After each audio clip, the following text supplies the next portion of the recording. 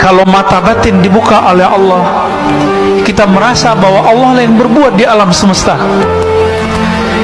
Jika hakul basirah disebut hakul yakin. Yang pertama ilmu yakin, yang kedua ainul yakin, yang ketiga disebut hakul yakin.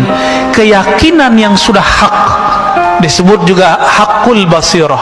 Sudah masuk ke dalam diri kita. Apa yang terjadi? Yushhiduka wujudahu.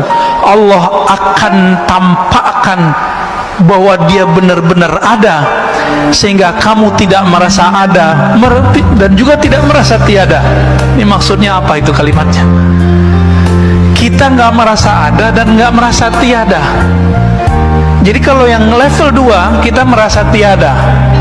Merasa tiada berarti masih ada perasaan dong. Nah, perasaannya ini sendiri hilang.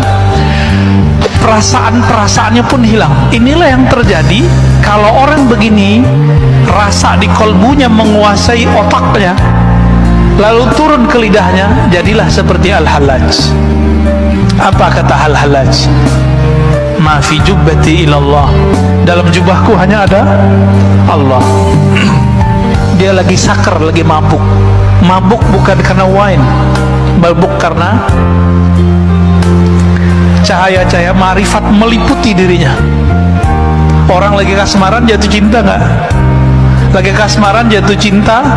Ketika jatuh cinta kepada pasangannya, setiap kali melihat perempuan atau laki-laki lawan jenis, itu dia merasa ada wajah pasangannya di situ. Rahasia ilmu laduni Syekh Abdul Qadir Al-Jailani. Ada sebuah pepatah bahasa Arab yang mengatakan, ilmu yang tidak diamalkan ibarat pohon yang tidak berbuah.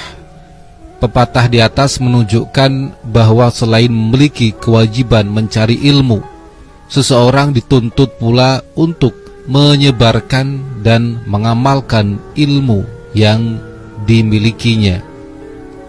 Mengapa demikian? Karena dengan mengamalkan hakikatnya secara tersirat, ia juga belajar. Dalam Al-Quran, Allah Subhanahu wa Ta'ala memberikan jaminan kepada orang yang mengamalkan ilmunya. Dia akan memperoleh ilmu yang tidak tertulis di dalam kertas, atau yang sering biasa kita sebut dengan nama ilmu laduni. Sebagaimana Allah Subhanahu wa Ta'ala berfirman dalam surat Al-Baqarah ayat 282, yang terjemahan, dan bertakwalah kepada Allah, maka Allah akan memberikan pengajaran kepada kalian, dan Allah Maha mengetahui segala sesuatu. Menurut sebagian al-arifin, yaitu orang yang dekat dan mengenal Allah, tafsiran dari ayat di atas adalah bahwa barang siapa yang menempati makom takwa, maka dia pantas dan layak menerima warisan ilmu Allah, yaitu ilmu laduni. Menurut sebagian ulama, ilmu laduni merupakan ilmu yang diletakkan oleh Allah di dalam hati para kekasihnya, yaitu waliullah.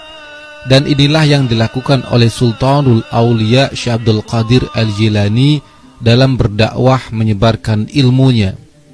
Ada banyak kisah tentang Syekh Abdul Qadir Al-Jilani yang tidak dijelaskan di dalam kitab-kitab ulama zaman dahulu, namun diceritakan di dalam kitab-kitab karangan habaib dan ulama Hadramaut Tarim, Yaman.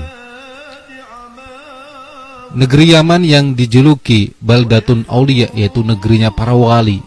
Jadi wajar saja apabila banyak dijumpai kisah tentang karomah para wali dan ulama yang tidak dijelaskan secara detail dalam kitab-kitab lain, termasuk ketika Rasulullah SAW dan Sayyidina Ali bin Abi Thalib meludahi mulut Syekh Abdul Qadir Al-Jilani di saat mau berdakwah menyebarkan ilmu dikarenakan kader di hadapan para jamaahnya.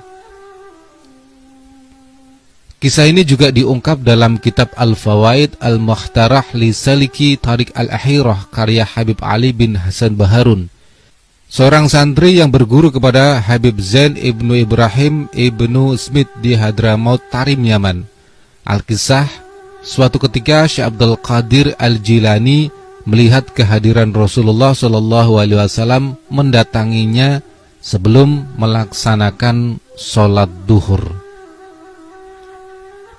Seketika itu ia kaget bukan main dan tidak jadi melanjutkan sholat. Tak lama kemudian Rasulullah Shallallahu Alaihi Wasallam bertanya, "Wahai anakku, mengapa kamu takut berbicara di hadapan orang banyak?" "Wahai ayahku, aku ini tumbuh dan besar di tengah-tengah penduduk yang tidak pandai berbicara. Lantas bagaimana aku mau berbicara di hadapan penduduk kota Baghdad yang pandai berbicara? Ditambah lagi ulamanya banyak yang alim," jawab Syekh Abdul Qadir dengan rasa malu. Mendengar jawaban Syekh Abdul Qadir Al-Jilani, Rasulullah SAW langsung memerintahkan beliau untuk membuka mulutnya. Lalu Rasulullah SAW meludahi mulut Syekh Abdul Qadir Al-Jilani sebanyak 7 kali. Kemudian beliau bersabda, "Sekarang pergilah dan bicaralah di hadapan manusia. Berdakwahlah dan ajak mereka ke jalan Allah. Berikan mereka nasihat-nasihat yang baik."